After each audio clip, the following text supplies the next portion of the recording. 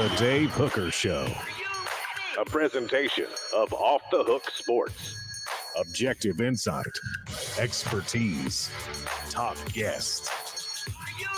Available on YouTube, Apple, Spotify, and the Off the Hook Sports app. Download now for free. Also available on offthehooksports.com. I compute and obey. Now to Dave Hooker. Ready. Welcome to the program. It is a Football Friday with Fred. VFL Fred White will join us, and we'll discuss how the Vols can get better against UTSA. It's not just going to be about the final score. And then one of my favorite new additions to the program, prop bets. We'll talk about Tennessee's penchant for topping some over and unders that Caleb Calhoun has picked, and should college football adopt a relegation model? I don't know where he's going with that, but Caleb's a great man, so I trust him to guide us in the right way later. Caleb, how are you, sir? I am a great man. I'm awesome. Great, No, Dave. How are you doing? Never better. But we begin with the one and only Caleb Jarreau joins us of offthehooksports.com, because we've got some news on that Nico guy. Yes, we certainly do. So let's go ahead and get to that, as it will be I don't know that it's a biggest. Well, let me have you describe it. How big of a recruiting weekend is this for Tennessee? As I know that you have a Madden Iamaleva in town. So what do you got for me?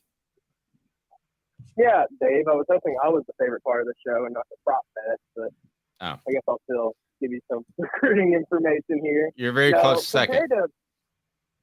Compared to some SEC weekends, I don't think this is as big of a recruiting weekend, but you still have some guys coming through. Like you mentioned, Nico's little brother, Madden Iamaleva. He'll be here this weekend watching. He actually holds offers from Tennessee and UTSA, uniquely enough. So he'll be in attendance, and I'm sure he'll want to see some offensive firepower, and I'm sure he'd like to see his little brother get in the game as well. Okay. Now I want to ask you about some guys individually, but who else do you know or think or expect? It's fluid with Football Fridays, but who else do you expect on campus for the UTSA game? Yeah, so this weekend, like you said, it is fluid. But off the top, you've got a 2025 safety, George Young. He's out of Monroe, North Carolina. He's a four-star prospect. He holds over 20 offers, including Tennessee and Alabama. Right down the road, he's been a frequent visitor to Duke in North Carolina. But that's a 6-foot safety, and we know good and well how much that defense values depth. So he's expected to visit this weekend. I'm sure Willie Martinez is still trying to build up the depth in his secondary. We saw that it's still not where you want it to be. We also got a defensive lineman, Isaiah Campbell, out of Durham, North Carolina. He's another top 100 recruit, four-star prospect in the 2025 class. So that's a 6'4", 260-pound defensive lineman. And you basically see the defensive side of the ball getting emphasized by this recruiting class and by the coaches right now. And I don't see why else you wouldn't have it that way, because the defense has not lived up to expectations. And we saw that against Florida. And kind of to wrap up the defensive side, you've got a cornerback, Dre Fulbright, 2025 guy, 5'11", 160 pounds. He's a 3-star or lower ranked guy, but he does hold offers from Kentucky, Georgia, and Southern California. So I feel like if those schools saw something in him, then it's no surprise that Tennessee wants to get him on campus and talk to him as well. Jarreau, on a broader scale, just to talk about Florida real quick, last week, last year the South Carolina loss really, really wrecked Tennessee in recruiting. That's how they lost out on Mazio Bennett and a couple other guys. Do you think the Florida loss potentially is having the same impact, or is it not as big of a deal because they're not exactly targeting too many of the same people? I also think it helps, on top of them not targeting a lot of the same people, it helps that it was so early in the year.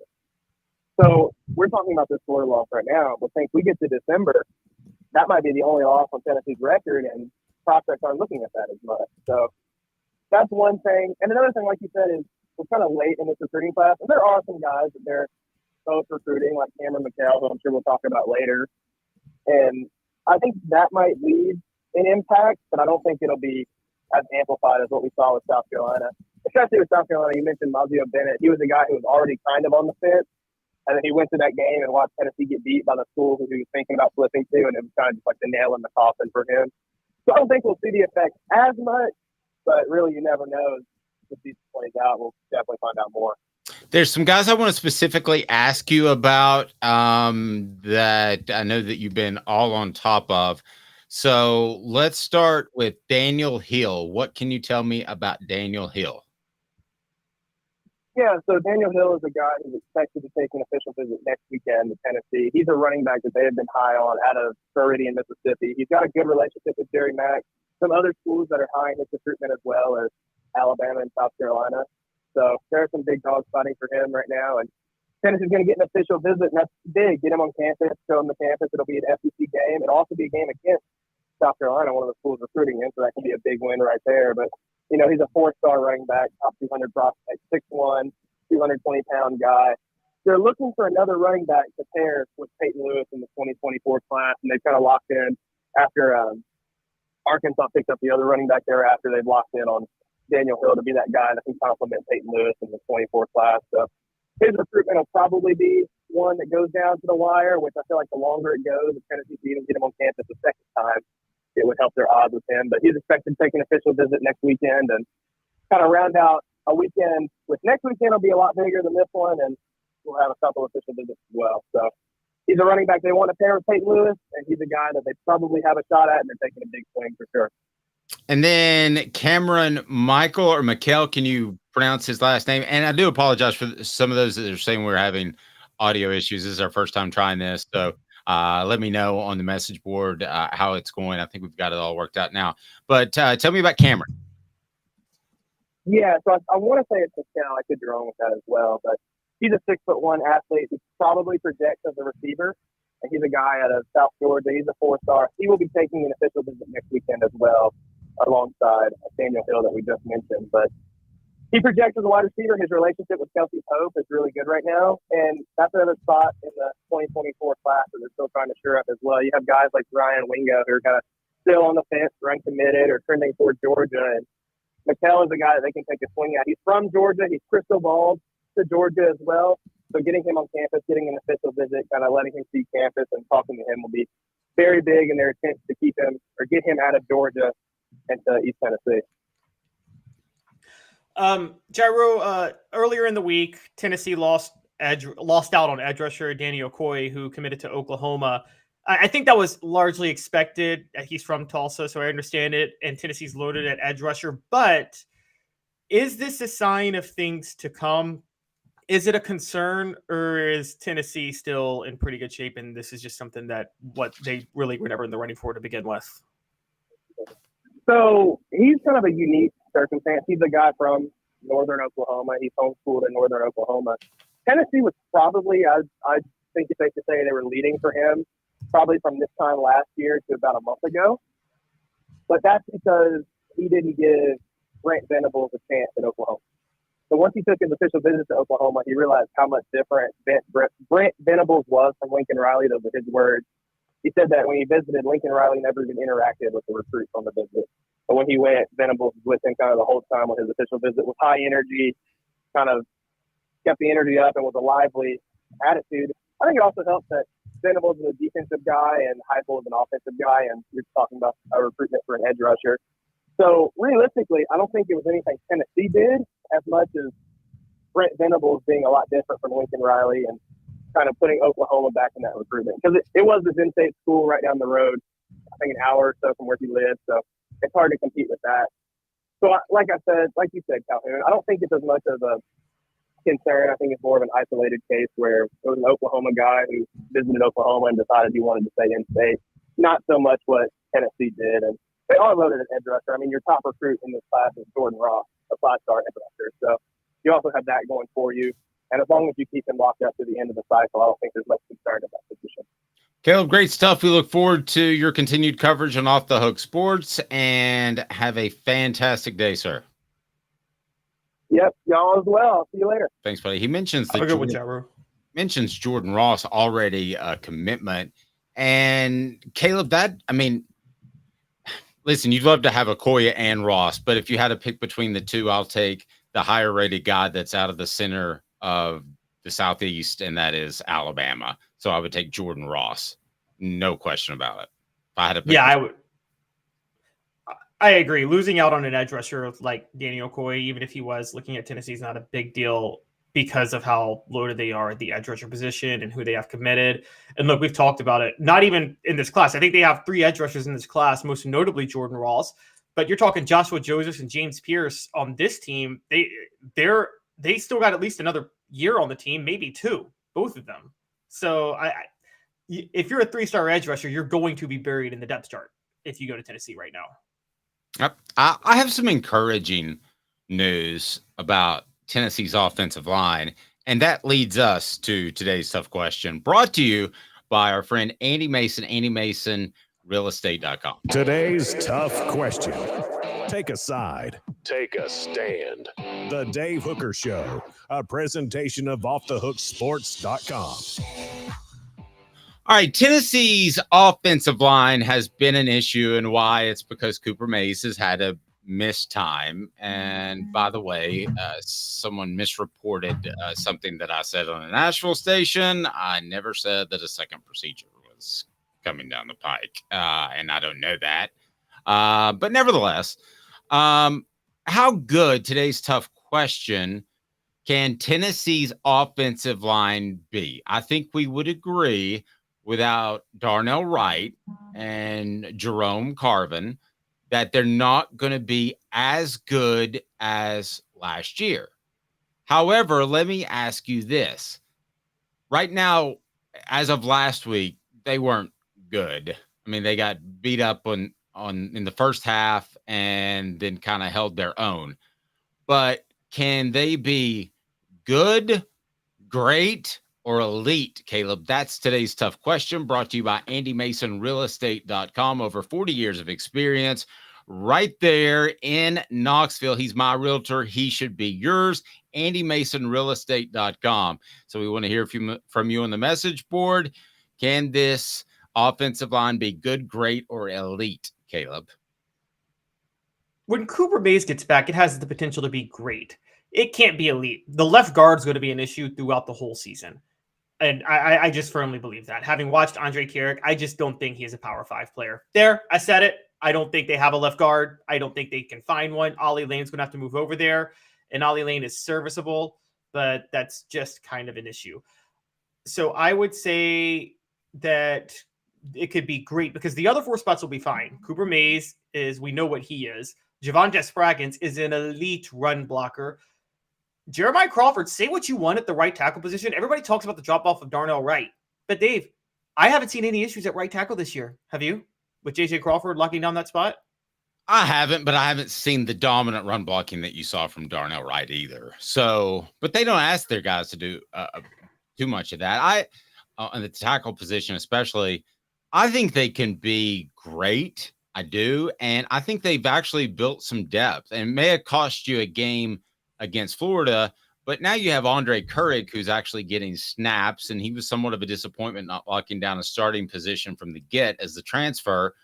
But you have him getting snaps. You have Ollie Lane getting snaps, who I would think would slide back to left guard when Mays returns. I think they can be great. Elite to me is one of those Georgia or Alabama offensive lines that are the best in the conference and the best in the nation. So elite's a pretty high standard for me. Elite's when you have Kosi Coleman and Chad Clifton on the offensive line together. Let's just call it what it is. Well, and let's say this. Were they elite last year? We all wanted to talk about receivers, and we wanted to talk about all that they had in quarterback play, but you have Darnell Wright, who went in the top 10. You had depth with the guys that we've just talked about. You had Jerome Carvin. You had Cooper Mays healthy, who was an all-SEC center preseason. For some reason, he didn't make the postseason list, which I was disappointed at. I thought that was laziness by the voters. But were they elite last year for what they do? I know they don't come around and just push you around, Caleb, but were they elite last year? Last year is one of the best offensive lines Tennessee has had in They could compete with the 90s, early 2000s offensive lines. They were elite. There were 4 NFL guys on that line last year. Because, look, Javonte Spraggins is an NFL guy. You agree with me on that, right? Javonte Spraggins is going to the NFL. He's the best run blocker. He may be the best run blocker in the SEC. He does not get his due. Cooper Mays, you bring up. Cooper Mays is going to the NFL. Darnell Wright was a top 10 pick in the NFL. And what's happening with the Bears right now is not his fault. And I'm sorry, it's not his fault that Justin Fields is one of the worst quarterbacks imaginable. And everybody who's still defending him needs to shut up. And the weakest link of the line last year was at left tackle. And that's alternating Gerald Mincey and Jeremiah Crawford. And Jeremiah Crawford is pretty reliable right now. So there were no issues on the line last year. That was a huge difference. And I talked about it last year. Cooper Mays being healthy. We talked about Hendon Hooker's improved pocket presence from 2021 to 2022. Now, there might have been some truth to that, but it was more about Cooper Mays being healthy and being able to start at center than it was anything else. So, yeah, they were absolutely elite last year. This year is – look, you're nicer than I am. Ollie Lane will have to move to left guard. Andre Carrick can't play. I'm going to say he can't play. He can't play at this level. He's just not good. No, and let's remember this, too, that Tennessee, even though maybe not elite last year, although I thought they were very, very good, were 6th best in terms of rushing yardage. And this is an offense that is going to make its hay through the air. So that's more than respectable. Hendon Hooker had a clean pocket more times than not. And when Cooper Mays does return, guys, I'm going to go ahead and tell you that it's more than just the player. It's more than the guy that plays with great leverage, that doesn't get out of position, that does all those things. It's handling some of those line calls and making Joe Milton more comfortable. You take away a couple of plays that were kind of frazzled before the snap, which we're not used to seeing out of a Josh Heupel offense. If Cooper Mays' inclusion in that game takes those away, Caleb, then we're maybe having a different conversation. I'm not saying that the Florida game was close, but it was close enough where 4 or 5 plays could have made a huge, huge difference. They win that game with Cooper Mays. I said that on Monday, and I'm saying it now. They win that game with Cooper Mays. The problem with that game was they could not run the ball in the first half. And again, Josh Heupel's offense, for as fast as it goes, is not built to come back. And I know that's weird to say, but it's not built to come back. They would have controlled the clock a lot more in the first half with Cooper. They would have ran the ball better, and you wouldn't have seen the defense just get torched down. Florida just ran the ball down there through the first half for the most part. And then Graham Mertz nickeled and dimed them. I think that the flow is totally different. And then in the second half, let's not even get started on the tempo with Cooper Mays in there. Maybe they get that 4th and 1 there, which would end in a touchdown drive. Maybe they finish the first drive in a field goal and a touchdown. And you're talking about a totally different game if that happens. So, Yeah. And Travis brings up the point. You're 11-2. Can you really be 11-2 in the SEC? I mean, those are non-SEC games too, but can you be 11-2 in the SEC and not have an elite offensive line? I'm not sure you can. Maybe this year you can. Well, I don't know that you can. That's why I think it's so important that Cooper Mays gets back when he's able. If magically you could snap your finger and there are no injury issues on the offensive line and they started the season how they had planned on it, I think it would be pretty good. I don't know about elite, but I think it would be pretty close to it, Caleb. I don't know if Tennessee's offensive line would be elite this year. I don't. I do think it would, like you said, I think it would be pretty good. I think it would be pretty good. It wouldn't have the issues it's having. Right now, teams can play the soft coverage because they don't have to worry about the run game that much. That's what you're seeing happen. I mean, Florida could stick with that because Jalen Wright averaged less than 4 yards a carry last week, even though Florida was playing soft coverage. Florida most of the time had, 5 guys up front? That was about all they had. And Tennessee couldn't average more than 4 yards a carry. That's shameful, honestly. Yep. Well, and the other factor, too, is there's not a consistent underneath passing game. I think it's twofold. I don't think it's just that you have the issue with the run game or just that Joe Milton or his receivers, whoever it may be, have been inconsistent at times underneath, especially in Austin Peay and at times at Virginia. if you have one of the two of those, I think it dictates coverage and how people are defending Tennessee. Yeah, I mean, they didn't have much of an underneath passing game last year, though. They didn't really have to use it. No, they didn't. So, yeah. No, I mean, if I could take one or the other, I would take the run game, like you said. But either, I think, would make defenses a little bit more balanced. Smoky Mountain Red said, I would like to know if Heupel has a plan B when plan A falls apart like it did in Florida. Is plan B the screen game? Yeah, I think largely it is. And I know people don't want to hear that, and they don't ever want to hear the term screen again. But I think that is going to be a big part of plan B until they get this offense back on track. And there was look, I criticized Heupel, the talent evaluator, yesterday. Heupel, the play caller, there was nothing wrong with his play calling in that game against Florida. Absolutely nothing wrong with it. And people were mad that he stuck to the ground game in the second half. That ground game got Tennessee into the red zone on the first two drives, and they came away with 3 points. So you can't blame Heupel on that. They moved the ball with the ground game. And as a matter of fact, Dave, you notice this, because they were moving the ball, running the ball in the second half like that, the defense finally was able to rest and actually stop the run in the second half. So there were no issues with Heupel's ground game or with Heupel's play calling in the second half. They just couldn't finish in the red zone was what happened. Very true. Campbell, Cunningham, Taylor, and Hahn. Look at me with no glasses, no contacts. Enjoy life better when you see better. Local vision service for LASIK, cataract surgery, and regular eye examination. Local, and they care. Just go to ccteyes.com. 2 minutes, and then we make it official, because it's not a Football Friday with Fred without Fred. So Fred White, VFL, joins us next with Caleb Calhoun. I'm Dave Hooker. Dave Hooker.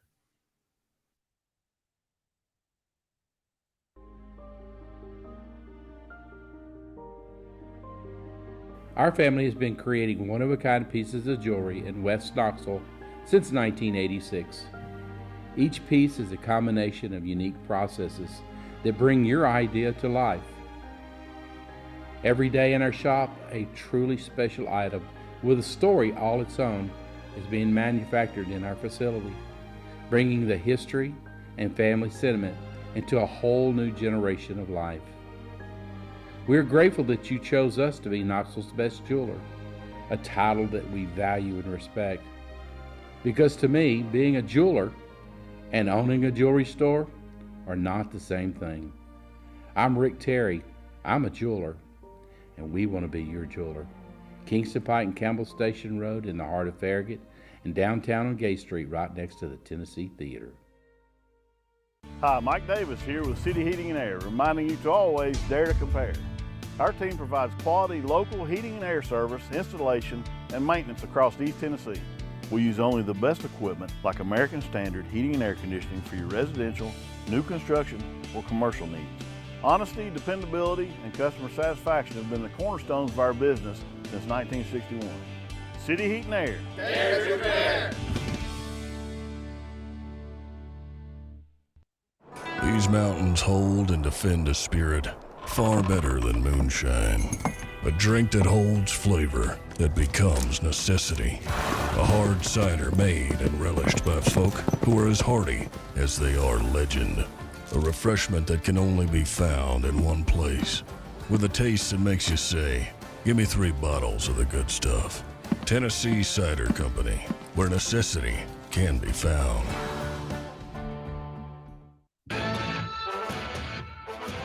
A college football tradition like no other. Yes, sirree, boys and girls. Or a guy that just won't leave. Wow, that is sad. The Dave Hooker Show, YouTube, Apple, Spotify, and the free Off the Hook Sports app. A presentation of Off the Hook Sports. Back to Dave Hooker. So we get linked up with Fred White here momentarily, but to take a look at Tennessee's recruiting, which we visited about momentarily, I think they're sitting at a good spot. I think a win over South Carolina would help to close out the month, quite frankly. But right now they're 9th overall. Jordan Ross is their highest rated player, 5-star, who we talked about, edge rusher out of Birmingham, Alabama. And then they have another 5-star that Mike Matthews, wide receiver, and then a large group of 4-stars. So I'm just looking at this again with more years than I care to count of covering recruiting. And I see a class that could be very, very good. I don't know that I want to go elite yet, but everybody gets excited about when Nico commits and brings in some guys, and he did. But what do you do after that? Do you stack with 4-stars? Do you stack with 5-stars? And Tennessee appears to be on that way. And with the Koya kid that ended up not going to Tennessee, I'm not saying that was mutual. Sometimes I'll get a tip on that and I'll let you know. But I don't think anybody in Tennessee's recruiting office was crying when he announced his decision. I think they feel really good about where they're standing right now. Yeah, I think they're very happy with where they're standing right now. Again, we've talked about this. If Tennessee just needs to recruit in the 5 to 10 range, and they'll have what they need with Heupel and his play calling. Because as I said, Heupel, the coach, the player developer, the play caller, is elite. Again, I question the talent evaluator, particularly in the transfer portal. And they may have a harder time in the transfer portal this year than last year. We'll have to see how that goes. But I do think the recruiting, I'm with you, it should be fine. But Dave, they have to beat South Carolina. I mean, I'm going to be honest. If they lose to South Carolina, you might start seeing the momentum shift against them significantly. In recruiting? Yeah, the recruiting momentum. Well, no, you're right. And that could be a concern, but you can always spin that into, hey, we need you to play early. And there's 3 things kids like now, and it's changed. But number 1 used to always be, can you prepare me for the NFL? It's not what kind of restaurants you have and the stadium environment and all that. Butch Jones said it was the juice bar. He said the juice bar at Tennessee would outsell Nick Saban. It was not the juice bar. But at the end, people went to Alabama for years and years and years. And that was because they got prepared for the NFL. So that used to be number 1. And then number 2 varied among some people. It might be anywhere from, hey, it's close to home. It's got my major, or a lot of things like that. But now number 1's NIL money. Okay. And number 2 is get ready for the NFL, which, if you know business at all, is a little short-sighted. You don't want to stumble over nickels to perhaps risk thousands or millions. So that was, that's something they want to avoid. It depends on who you are, though. I will say this with NIL, and I've thought about this.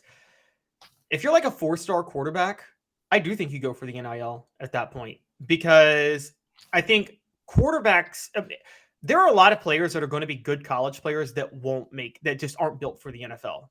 And they can make a lot of money in college. This is going to be more common in basketball. Think about Chris Lofton, Dave, at Tennessee. Never cut out for the NBA. Just didn't have the quickness off the dribble. Just was never, and wasn't tall enough. So never cut out. But he could have made a lot of money playing college basketball. No doubt. Go ahead and click that like and subscribe button. We greatly appreciate that. And the offer still stands, a free t-shirt after the Florida loss with anybody that orders Celebrate 98. The book is right below. You can click below and order from us. If you would like an autographed copy, I can take care of you there. And until Tennessee wins, which is going to be Saturday against UTSA, I'm throwing in a shirt as well. So if you can, put in the comments the size and the color that you would like, and we'll take care of that for you. But we'll get that book out to you. And we're going to have a book signing here before too terribly long, as we're joined by Fred White. The VFL is with us now. He's looking dapper as always. Fred, how are you, sir? I'm doing good, Dave. How you guys doing today? Never better. So as a player, you got to put the game behind you, a loss like within 24 hours, right? But as a fan base, how do you think Tennessee's fan base has responded to the loss at Florida? I don't know if we've actually gotten over it yet, but I think it's a long season, and you got an opportunity to, right the ship down, try to figure out what you did wrong in that game and get better at it. You have to have a short memory. Now, I hope we don't have to have a short memory later on in the season, a few other times. I think whatever we worked on this week, We need to go out and show that we can be dominant against a team like a UTSA and try to get over that hump. I think getting this win would get us over that Florida loss a little bit more. Fred, sticking with this, kind of looking back on history, you guys obviously y'all beat Florida in 98, but y'all did have to recover from Florida in 99, 97, 96, 95, and y'all usually recovered pretty well. Yeah, that's great, Caleb. Thanks for the memories. I'm sorry. Yeah. Actually, wait a minute. Maybe like Fred's I don't know, gotten in a car wreck, or he's lost a family member, and you want to bring that up or something. Great job, Fred. Caleb. Wait, not Fred White's fault. As I said last week, Fred White, when you were starting, did your job to beat Florida every time. And so I'm not holding this against Fred and Deion Grant at all, because they did their jobs. Some other people didn't do their jobs. I was thinking about this the other day, not to interrupt, but it's not through just working with Fred. But I actually thought to myself, is that the best duo of safeties of all time? Ooh, Fred and Deion Grant. I'm laying it on, Fred, but I was really thinking, I've covered a lot of teams. I guess that Miami crew with Ed Reed, I don't remember who his cohort was. And I know you guys better than anybody else. I'm not going to ask you to call yourself the best safety duo of all time. I can't call myself the best. I feel like I'm the best, though. Do I think anybody's better than me? Absolutely not. If you don't think you're great, want nobody else. I guarantee you that much. But it's not for me to decide on who's the best. Smoky Mountain Red agrees with me. Caleb, I'm sorry to interrupt your question. Go ahead. So, Fred, the one that stands out to me was the 97 one, because I know that you guys, that probably had to be frustrating to lose to them again, but you guys rebound and win the SEC championship. How were y'all able to maintain, I guess, a high head at that point? I don't know if that's the right phrase to use, but because that had to be demoralizing, right? The 97 one. I think the 97. I mean, every loss I've ever had was demoralizing. I remember almost everything that happened in the game I lost. I can barely remember some of the wins, but the losses are the things that stick with you, because those are the things you try to get better at. How do we get back? Hey man, you got to go back and go to work the next week. If you let this one loss hinder our whole season, hey man, I don't want you on my team anyway. Get out of my locker room. You might want to be gone anyway. I mean, because you never know what can happen. It's a long football season. As we saw in 97, we got a chance to make it to the SEC championship because Florida did lose 2 games. Those are the things that, you just keep fighting. You never know how it's going to work out. In 1998, when we won the national championship, you look at some of the teams that were undefeated that same weekend that we were undefeated in the SEC championship. You had Miami playing against UCLA. UCLA was undefeated. And also there was a Texas A&M team that went and beat Kansas State who was undefeated. You got to continue to play and see what happens and let it shake itself out. You never know what's going to end up being there at the end of it. Florida State wasn't supposed to be in the national championship game with us. Simply because some other teams lost, they made their way into it. Yep. And I want to point out, Fred, that you went 13-0 in 98 after Caleb just ripped you. So I mean, that's me being a nice guy. Caleb's different. He's hardcore. But I take it on the floor. I take it on the 10 with Florida when it comes to that game, simply because that team was a team that was our nemesis. I only lost to 2 SEC schools. That was Florida 4 times. I do count that year I was redshirted, so I counted 4. And also once against Arkansas. Those are the only teams that beat me in the SEC. So didn't lose many games. The ones that, like I said, that I lost are the ones that stick out the most because I didn't lose many. No, you didn't. Fred, do you know when you go out to or even Sunday morning meetings or Monday at practice, when do you know? Because college football is so different. Major League Baseball, you can lose 60 games and you just keep on plugging along. College football is so different. One loss can derail a season. How quickly did you know that your teams were ready to bounce back after a disappointing loss? Was it Sunday morning? Was it Monday? Was it Tuesday? When was it? Monday practice. Because if you weren't ready Monday practice, there's going to be some wrestling going on in that locker room. Wrestling. There's going to be some wrestling going on in the football field too. It may start a fight just because you're not getting your job done. We didn't play those type of things, man. We had our whole goal every day was perfect practice, no repeats. If you make us repeat, hey, man, there's going to be some issues. Somebody's going to say something. There's going to be more than one person's going to say something. If you make us repeat more than once, get off our football field. Yow. Did you ever have a Monday after that was ho-hum as a team because the loss was so disappointing? No, because you knew immediately you better come to practice on Monday ready to get it in. You better come to practice Monday ready to work because we just lost. So if you come out here with a ho-hum, that means you ain't trying to win no more games, man. You got to go. You better toughen it up. Toughen up, Buttercup. Let's go. Toughen up, Buttercup. I love it. All right. Caleb, anything else you want to rip Fred about? Well, actually, Fred, one of the I didn't see I've heard of him as a leader, obviously, but I didn't see the inner workings of Peyton Manning as a leader during the locker room during that time. But I will say, could you talk a little bit about one of the finest moments, I think, of Peyton Manning's leadership career?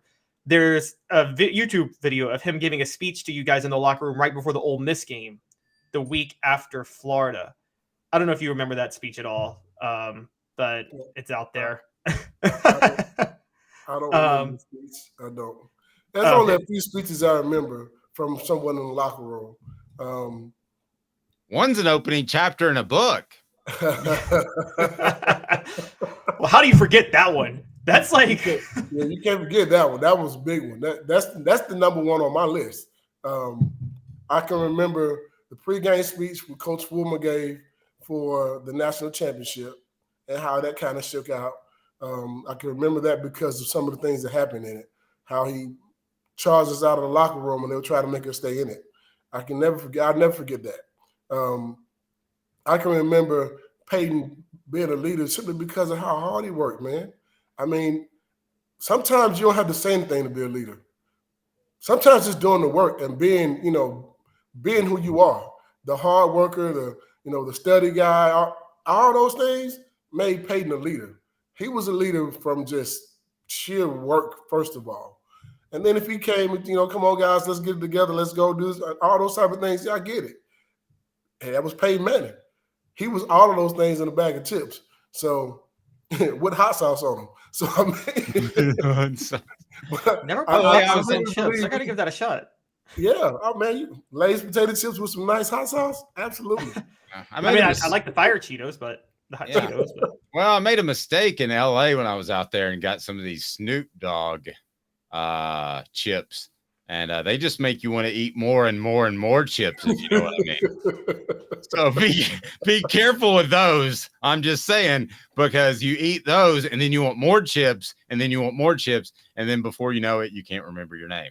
All right, so here we go. It is time for 4 downs. What does Tennessee need to improve on? And that will be brought to you by Zen Sports. So 4 downs brought to you by Zen Sports. Have you downloaded that app yet? If you do, be sure and use the promo code HOOKED. I'll tell you more about it here in just one moment. 4 downs. 4 questions. 4 answers. The Dave Hooker Show. 4 downs. A presentation of offthehooksports.com. So the talking point in the offseason was UTSA is no pushover. Now that we've seen that they're not as good as last year, 1-2, and lost to Army last week, I'm going to go ahead and say Tennessee gets the win in this one. So I want to talk about the X's and O's of this game, Fred, and what you want to see as a player and how you want Tennessee to improve. As always, Cooper Mays, get well soon. He leads us in. What should people do, Coop? Cooper Mays here. Hit like and subscribe. Do it. Coop here. First down. All right. Priority number 1. Fred, at the end of the day, if you could say this unit is better, so it was a successful Saturday, what would it be? Or one area of play? You tell me. One area of play for this week to be better. Yes, for UTSA. Offensive line. We had to be dominant up front. We need to be able to get back to rushing for 200 yards in the game. And also, I like to see us stretch the football field. We need to get some deep balls going down there, and that's some of the things I want to be able to see. Let's light the scoreboard up. Our receivers need to be a little bit better in catching the ball, but I want to see our offensive line dominate up front. All right, what down is it, Coop? Cooper Mays here. Second down. Caleb? Fred, looking at the secondary, given what they have in the breakdown, can they be good or great, or are they going to stay average? And I'm talking to somebody, I'm going to throw him a bone here because of last segment. I'm talking to somebody who was part of an amazing secondary in Tennessee. So I appreciate that, Caleb. I think they can be really good. I really do. And I always say this, myself and Dwayne Goodrich talk about this all the time, and Dion. One of the things that helped us be good in the secondary was our pass rush up front and what we could do with our front seven, getting pressure on the quarterback with just 4 guys.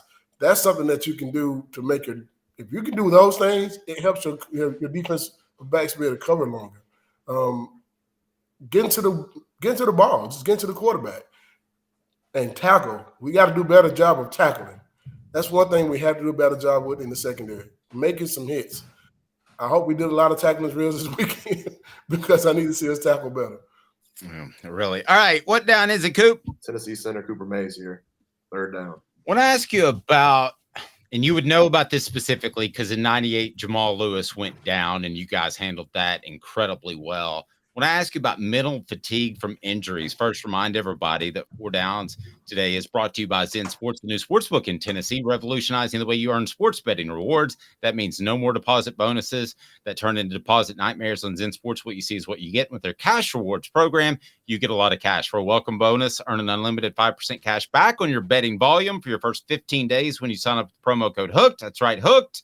Unlimited 5% cash back. Keep betting and keep earning with up to 3% cash back on your betting volume every month after that, and refer friends to earn a percentage of their betting volume as cash rewards too. Zen Sports bringing the cash back to Tennessee. So if you bet big on sports, you want to be betting on Zen Sports. Zen Sports betting just got better. Gambling problem? Call 1-800-889-9789. Must be 21 and over in Tennessee to bet. So I'm assuming there had to be some mental fatigue, mental blow when Jamal Lewis went down. You guys rebounded and handled it just fine, Fred. But I'm curious with Tennessee losing Keenan Pili, losing Cooper Mays, how much do you think that affects just team morale in general, aside from the fact that they're really good players? That's weak-minded for an athlete, in my opinion. If you're on a football team and somebody goes down and you're thinking, oh, man, we're going to be – no. You got to go get it, man. That means you got to go extra hard because you lost one of your stars. When Jamal Lewis went down, the first thought we had was, man, we got to go harder. We got to make sure guys don't score now. We got to make sure guys don't get over 100-yard rushing now. We got to make sure that when we're on offense and we're blocking extra hard for our running backs in the back because they're not Jamal Lewis. But I think everybody picked up their game, and it made us work harder because we knew we didn't have a choice. You lose a superstar like that, you got to figure out ways to get on the football field and give it everything you got. That 100% you just gave, I need about 5 to 10 more percent now. So that means you got to go all out at all times. That's why if you were loafing on the football field or in practice, we didn't make those. We made somebody, you had to do 25 push-ups for that. You drop an interception on the football field. Let me get them 10 push-ups on the field. I don't care if it's in the game. And I know you guys saw that when we played. Dion did a few of them. So did Dwayne Goodrich. I remember that. I mean, but those were things we did to say, you know what? Let's step our game up. It's not retreat and react differently. No, you step your game up. Plain and simple. Yeah, but you never had a turnover bucket. So puts Jones a turnover trash can. Exactly, and it was trash. What? He should have jumped in the trash can himself. All right, what down is it? I'll let you see center Cooper Mays here. Came out playing the trumpet. All right, 4th down, Caleb. Roll. Okay, Fred. I have a feeling I know what you're going to say on this, and I am going to agree with you, but I'm going to ask this on behalf of Tennessee fans. So you can shut down the Tennessee fans that are asking this as they ask it. So what do you say? What do you say to Tennessee fans that are trying to say it's Nico time? I say there's a coach that we pay a whole lot of money to get this job right.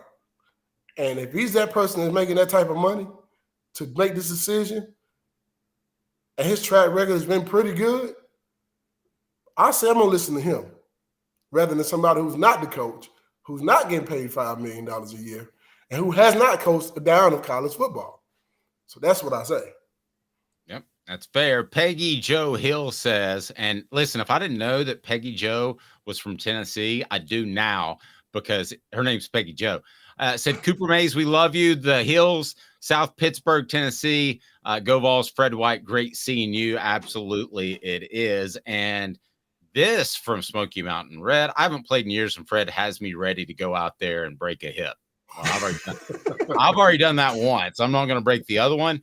But, Fred, how quickly will you know in this game that Tennessee's ready to play, ready to shut up the critics, and ready to put the Florida game behind them? How fast do you see that? I need to see that in the first drive. I need to see them come out with a different attitude in the first drive to know that they're going to dominate this football game. Plain and simple. That's what they need to do. They need to come out on the first drive to make those things happen. If it's on offense, you need to score first drive. It needs to be fast. If it's on defense, you need to get them off the football field in 3 plays or less. Plain and simple. You got to go out there and get the job done. I mean, the focus is on getting better, right? Then get better. Show me you got better during the week. Yep. Football Friday with Fred and that Sunday show with Fred, which we'll have on Sunday, is brought to you by our friends at the Herald Group Security Solutions, leadership experience, specialization, addressing problems through unique mission-specific mitigation techniques, also making your children safer one school at a time. If you're at a private school, your kids are there. We've heard about the tragedies. Go to your school administrators and tell them about heraldgrp.com, the Herald Group Security Solutions. They'll make your children safer. We're going to get those in public schools before it's all said and done. So, Fred, how do you see this game shaking out? I need to see us get back to scoring 40 points a game. So I'm going at least 40 points for UT, and I'm going for I really don't want them to score more than 13. That's where I am for a score. But dominance-wise, I need us to have over 20 yards rushing. I need us to have over 300 yards passing, and we need to put up some points. Yep, absolutely. And last comment I want to pull, Smoky Mountain Red said, like the Cal kickoff in Knoxville 2 years ago. There have been a couple of special times, Fred, but what are some of the games that you remember most that the tone was set by the fans before you guys even took the first snap? Any that stand out in particular where you're like, this place is electric? Well, Dave, I was fortunate enough to play in games at the University of Tennessee that were all sold out. Yep. And the crowd was always loud. And they were always in the game. And they made teams call timeouts, at least 2 in the first half. You know what I mean? 2 in the first quarter, leaving with 1. There you go. Every time I played in Knoxville, that's what it was like. These guys are just getting to that now, you know, to back what it was like to have that feeling. But from the time I touched the football field at the University of Tennessee, I never had a game where I didn't think the crowd was in it. Yeah. Never. They set the tone from day one. Love it. And Caleb, how bad would Fred have been if he didn't have fan support? Fred would have been great. By the way, Fred, I will say, Fred knows me. I find my spot and I just kind of dig at it. By the way, I spoke out of turn last week, though, because I gave y'all credit, and you and Deion Grant did a great job in that 99 Florida game, but most of the defense did. Andre Lott was not ready for that Florida game. I watched a little bit of film on that, but I will say that. Now we're calling out players. But he became a great cornerback. It was just his second start of the time. So, but what I was going to ask you, Fred, was this game last week. One of the only things that I think kind of bothered me watching it, and it's for people that are wanting Joe Milton, that are calling for Joe Milton's head, which I think is totally unfair. Are you noticing, is it bothering you at all that it just doesn't seem like the receivers are fighting for jump balls the way they were last year? And I mean, don't want to mention any names, but I think we know some names on the team right now. But it just seemed that there were a few jump balls downfield that people are going to blame Joe Milton for maybe not throwing it right on the spot. But receivers got to fight for those, right? I think you got to fight for every ball that goes in the air. If the ball is in the air, my whole thought process, I coached high school football a long time ago. And I used to tell my guys all the time, if the ball is in the air, the ball is ours. So if the ball is in the air as an offense, the ball is ours. Go get it. And usually, if there's a pass interference call, it's usually called for the offense. So do everything you can to go up and get that rock. Everything. Now, I'm not going to harp on my receivers. I think the fact that the game flow has been different, but I do need y'all to step the game up. Because without receivers, the game doesn't work in our offense. We got to have some guys that go out there and get their rock. And I think we do have some. They can go out there and get it. It's just now putting it together and doing it. And stop reading press clippings before the season starts. I was talking to a parent of a current player. It's a young player. I'm not going to name who it was. Mm-hmm. But I said, the first thing you need to do is, and he didn't do particularly well in the first game. And he said, you're going to say, don't listen to the media. And I said, yes, don't listen to people like me and don't listen to that stuff. Don't read your press clippings. There's nothing to be had from that. Now, as far as our listeners, you need to listen every day and hit the like and subscribe button. But you do have to insulate yourself. And Papa J says this tweener year is going to be interesting in between two great quarterbacks, Hendon and Nico. Well, 98 was supposed to be not a tweener year, but a down year because you didn't have Peyton Manning. So I don't buy that mindset at all, Fred. So let me say this too. How do we know Nico's going to be great? We don't. He hasn't played it down. He has potential. And I think he can be great? I do. I think he has all the intangibles to be great. So does Joe. They have intangibles, but here's the thing. You haven't done anything yet. So you can't tell me he's a great quarterback yet, and he hasn't touched the football field in the Division I football game as a starter. I think he has an opportunity to be. But again, potential means what? You haven't done anything yet. Fred, you go to practice. You've seen him whip it around. And I know he could get in the game and spit the bit. I've seen a ton of players that look great in practice that were five-star guys and do that. But, Nathan Peterman. Sorry. Yeah. But as far as a guy that can whip it around, just what do you think when you see Nico? I think he has great arm talent. But keep in mind, ain't nobody hitting him in the game, in practice, rather. It's true. And everybody looks good with shorts and shoulder pads on. I mean, I'm just saying.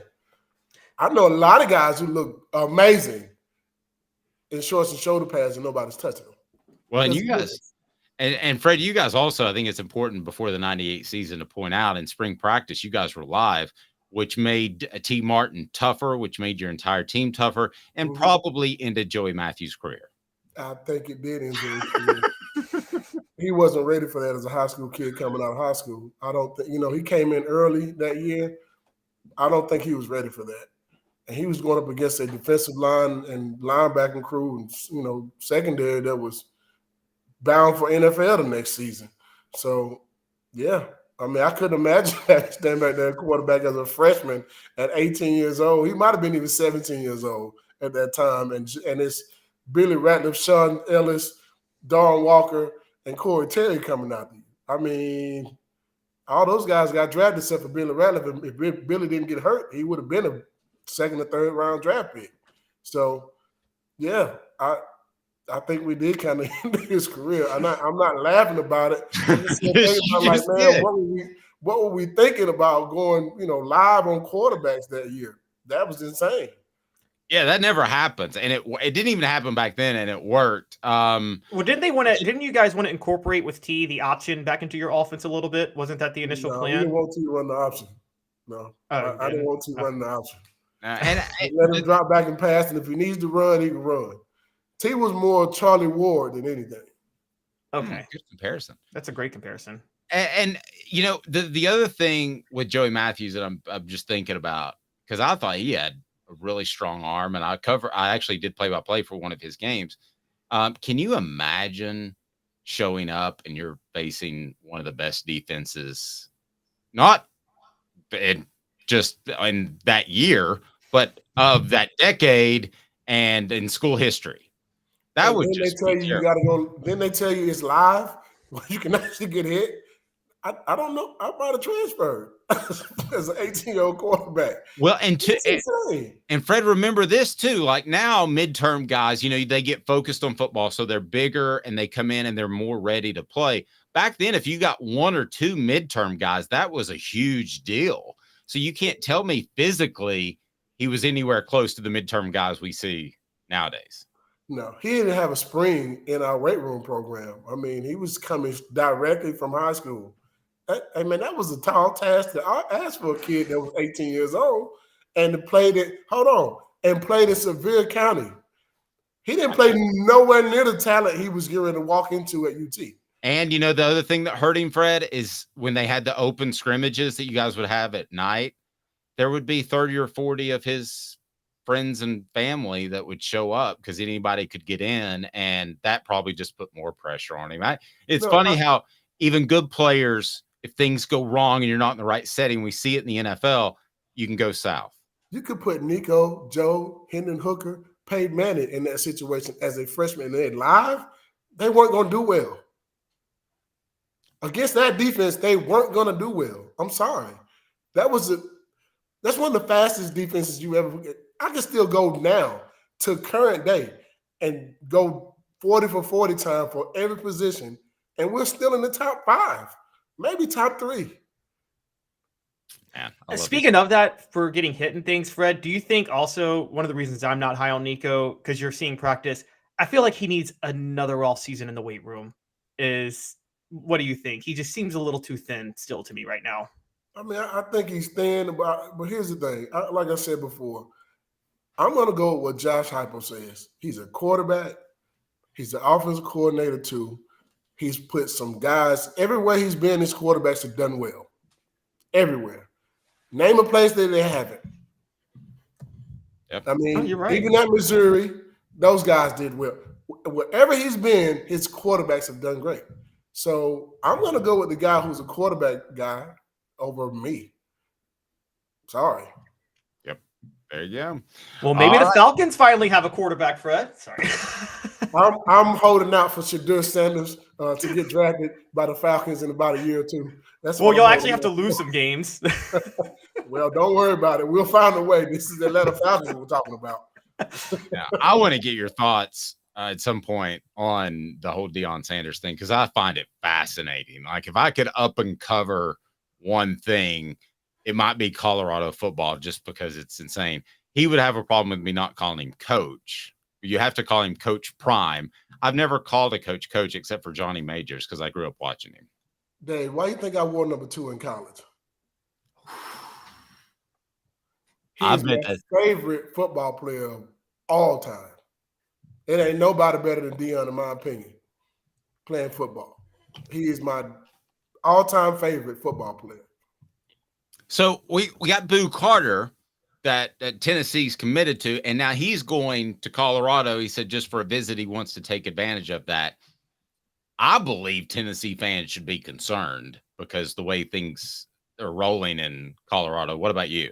I think if any player goes to see Deion Sanders, whatever school he's committed to or whatever should be concerned. I'm just being honest.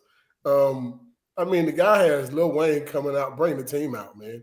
I mean, they've changed the way you look at college football forever when it comes to entertainment and just different things.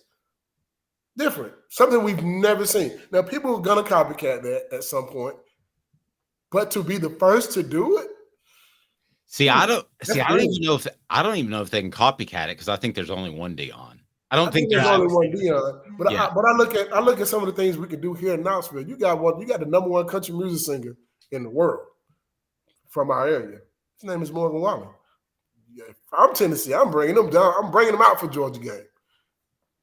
Well, he does have a date down in Austin, Texas, that same date. But I hope he would. I think he would probably cancel that one to do a concert in Knoxville at the stadium. I'm just saying. Wow, Fred's got the Georgia week plan. Fred, if people need fantastic insurance coverage, Allstate's a great way to go. How do they get in good hands, Fred?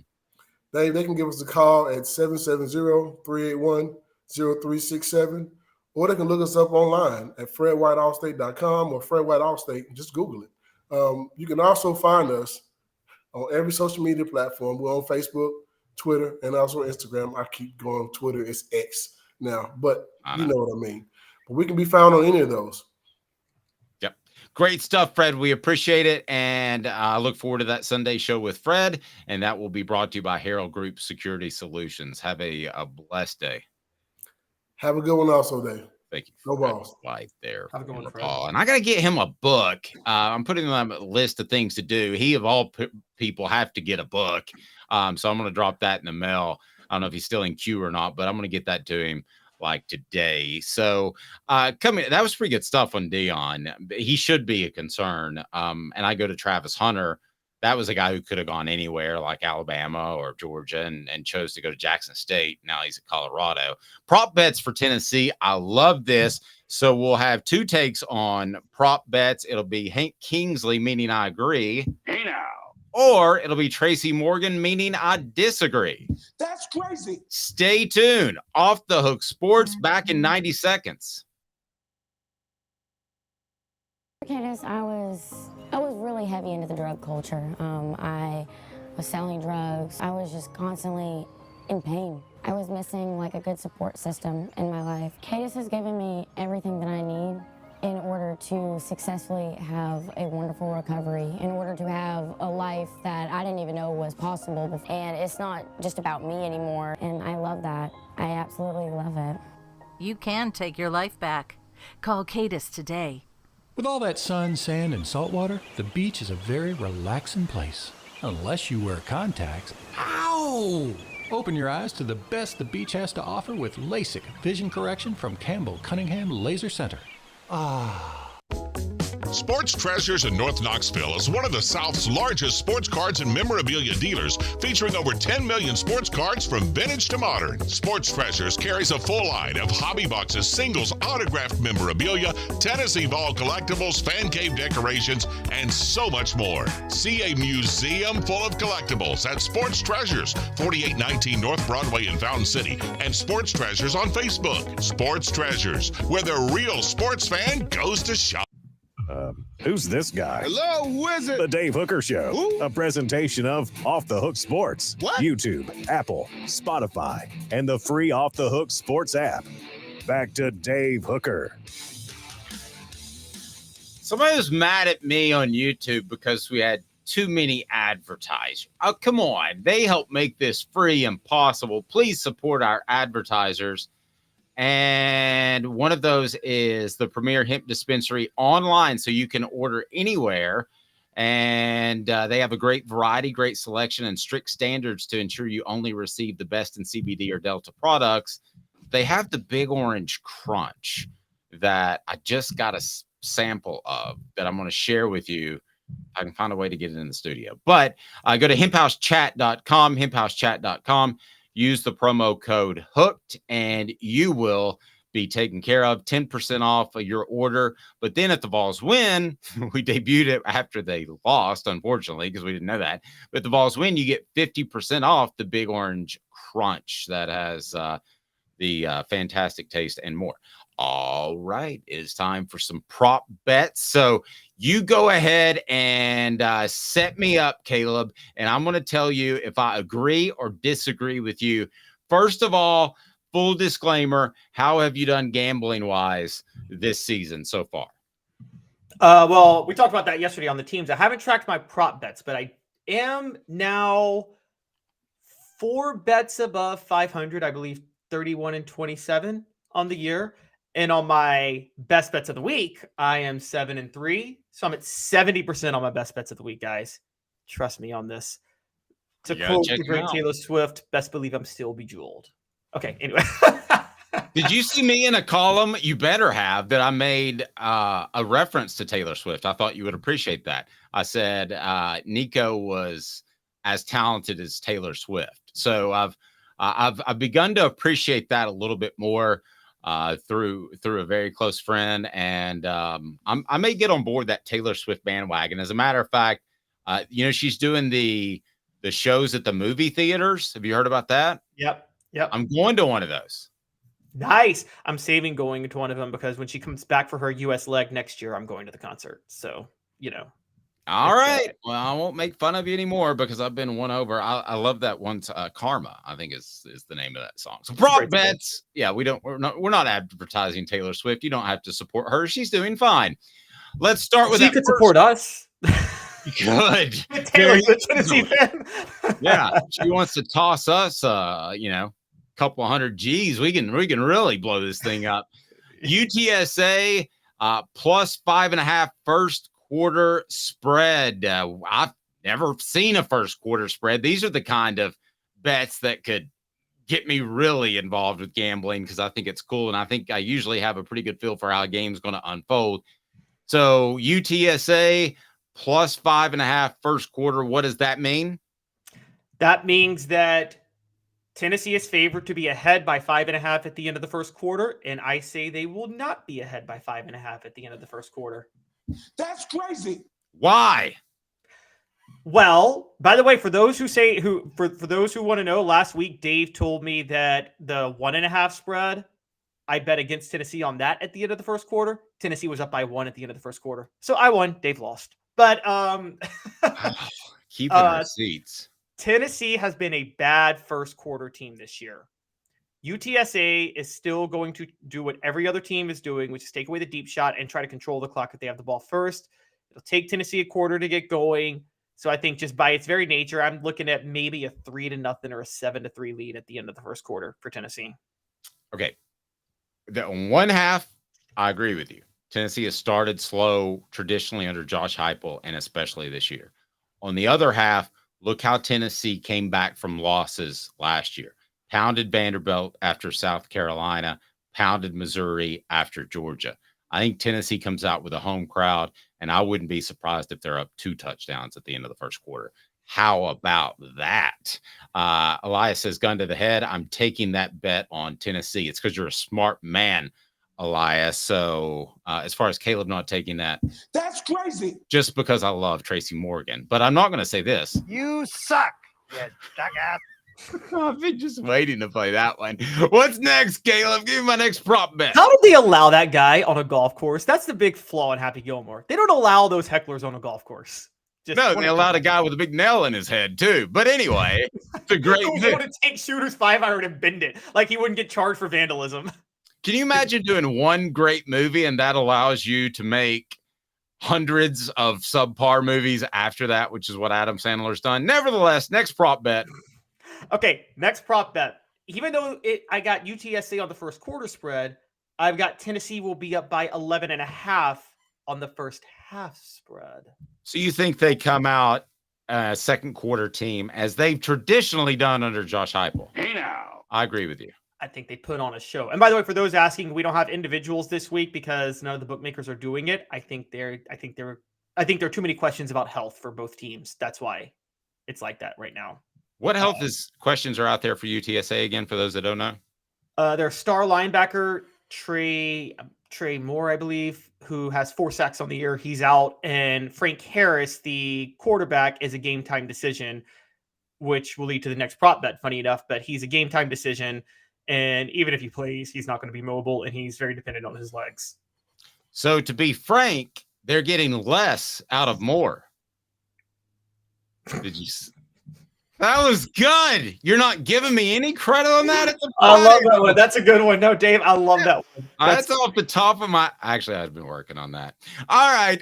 Next prop bet, Caleb. Let's see what Hank Kingsley or Tracy Morgan has to say about that. UTSA, because of the Frank Harris injury, will score less than 18.5 points. Do you think UTSA scores less than 18.5? Yes. I might take I don't think that. Hey now. I might really take that at 16.5. I'm not sure they get. I like what Fred White said, 13. Yeah, I think 16.5 would be the perfect number to get. That would get them to 17.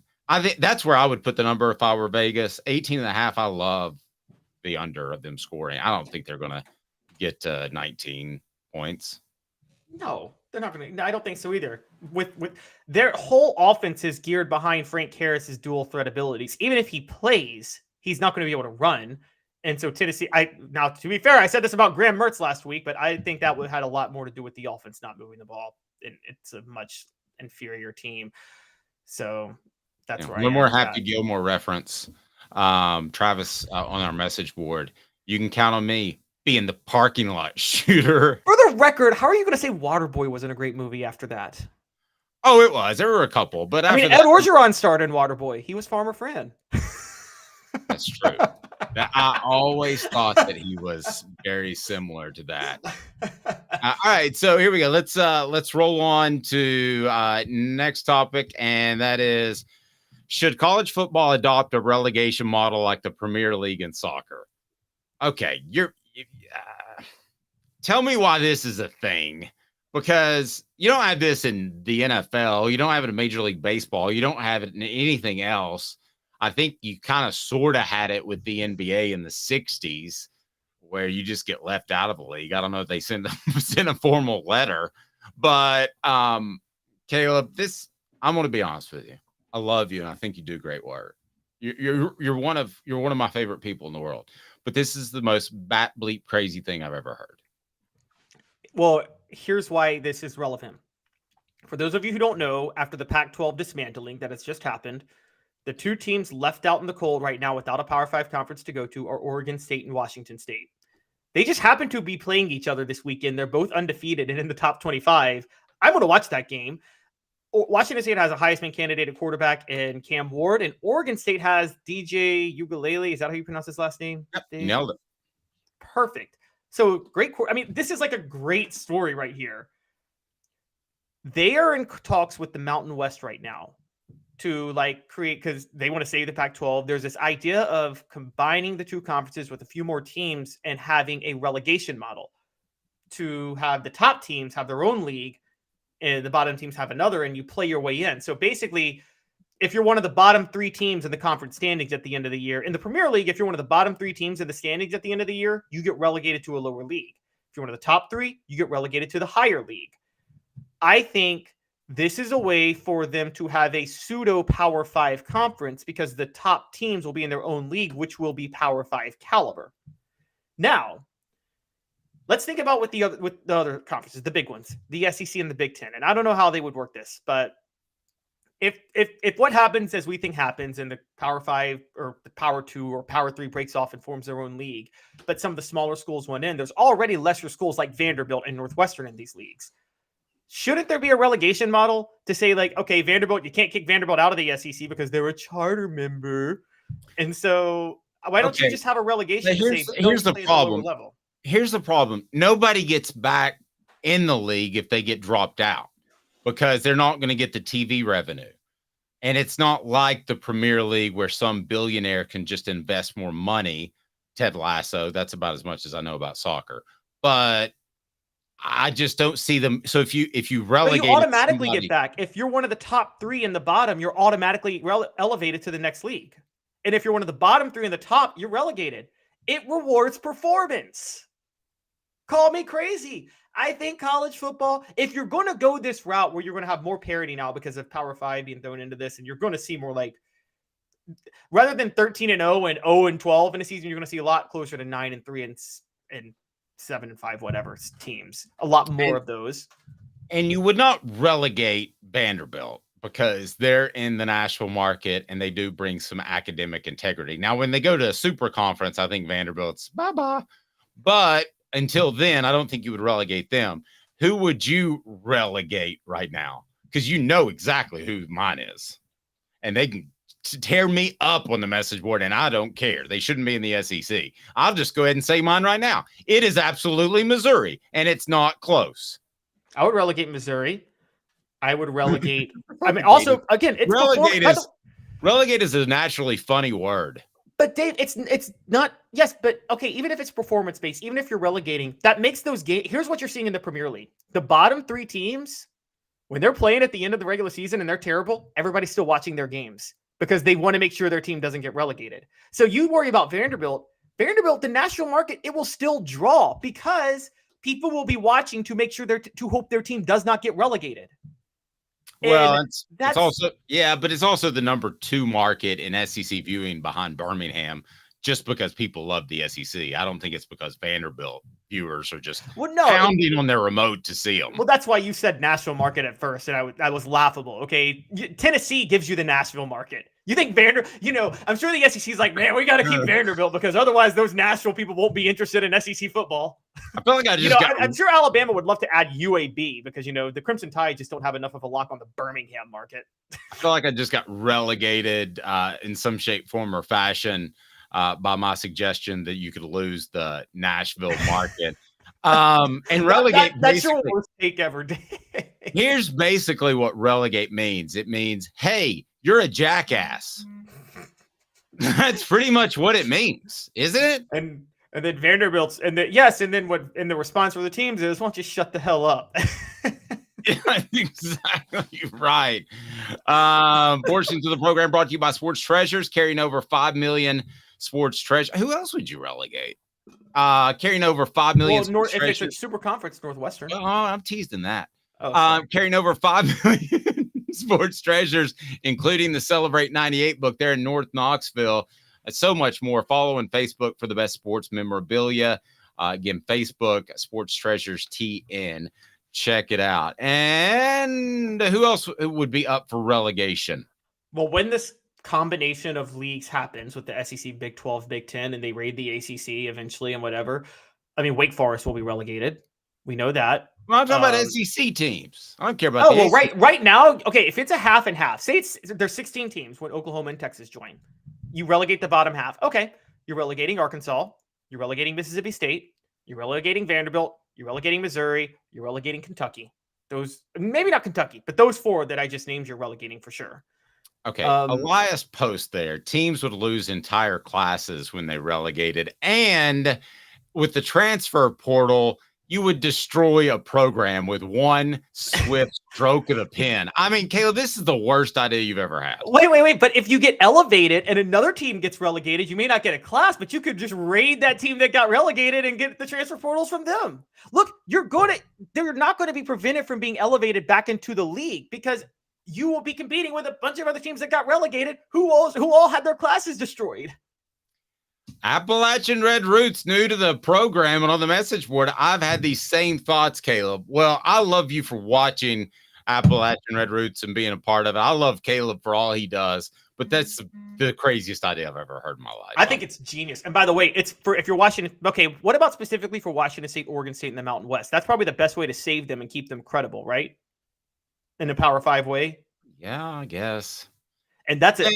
I mean, this is the thing I didn't. This is the thing I didn't like about the conglomeration of the sport. This is a great game this weekend, guys, and it's good. Next year, no one's going to care about it.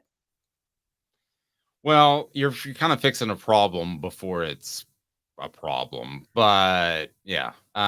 Okay, I'm anti-relegation. We can agree to disagree. Portions of the program brought to you by Tennessee Cider Company. Go to tncidercompany.com. Use the promo code HAT, and you can order some incredible cider from Tennessee Cider Company, the original hard cider of the Smoky Mountains. When you use that promo code HAT, you get a free hat with any purchase. How awesome is that? For Caleb Calhoun, I'm Dave Hooker.